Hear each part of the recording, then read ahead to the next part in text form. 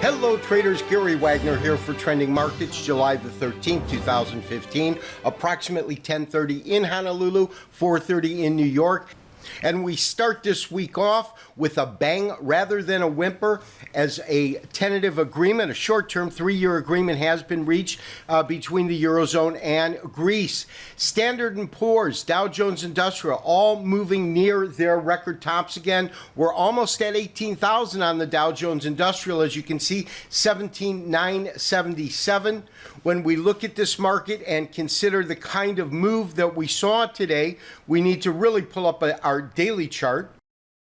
And when we do that, you can really see the type of dynamic moves that we have seen not only today, but on Friday. This being Friday's candle here. This, of course, our daily candle today. Tremendous 200-point move to the upside on both days. We also had, as we identified, a three-river morning star variation. That's right here. We do have this gap, so typically you will get that gap backfilled, so to speak, but nonetheless, this is a very, very strong confirming candle to the upside.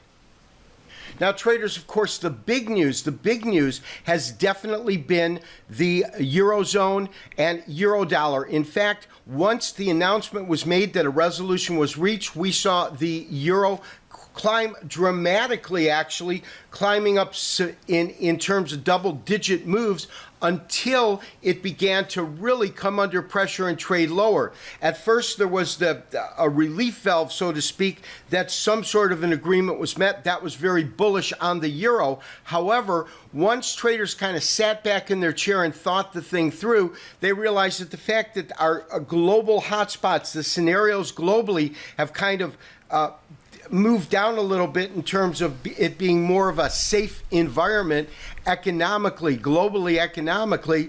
Now the belief is that excuse me, that the United States most definitely will implement some sort of rate hikes in September, because of the fact, one, they've announced it, but two, there are certain scenarios that said would preclude them from actually acting and beginning these rate hikes. And that is kind of been tabled, or really taken off the table, so to speak. And so what we're seeing is this tremendous downside move right now trading at 110.09. So tremendous pressure to the downside in the euro. And of course, as we said, it's really been dollar dominated also. We'll go ahead and we'll pull up our dollar chart. We talked about this a little bit earlier on the gold forecast, but you have this tremendous upside move, this tremendous spike within the market when we look at the dollar itself. So traders, just to go back to the euro for a little bit, I've gone ahead and pulled up an hour candlestick chart to really give us an idea of what we're looking at and what we really saw in the market. Of course, as we went into the weekend, we had the market pretty much flatlined, awaiting to see if they would resolve the scenario over there. The market spikes up tremendously, hitting this top resistance at about 112. You can see that right here. From there, we saw the market trade dramatically lower as it really broke through this support level at 111. And this, of course, is the culmination, of course, of trading in New York as well as overseas. But it does appear, at least right now, that we could have found, at least on a short-term basis, some sort of tentative support as we look at this potential bottom right here at approximately 110. So traders, one of the other markets that we have been looking at with some keen interest has been crude oil. Effectively, we have been looking for lower pricing. We noted the fact that as this market traded to about $60 per barrel, I'm pulling up a weekly chart just to give you an idea of what we're looking at, but at $60 per barrel, what we saw was genuinely the market finding some sort of a consolidation. My sense was it was consolidation before heading lower.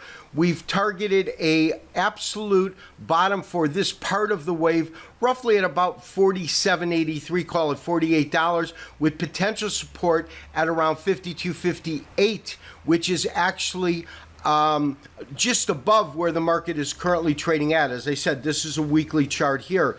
I do believe that we will see this market track lower, probably to the lower end, this 47. We might see one more clip up, but I do think that we will see oil continuing under pressure.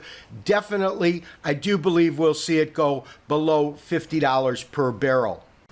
So traders, as we look at an overview of the different markets we've been following on Trending Markets, of course, we pulled profits on our long dollar position, on our short euro. I looked at the possibility of reversing that position. We have had fast and interesting markets, but from where I sit right now, here's what I'm looking at. First of all, I think that we are going to see this dollar move higher. We're currently trading 96.76 in terms of where I think we'll see this market play to.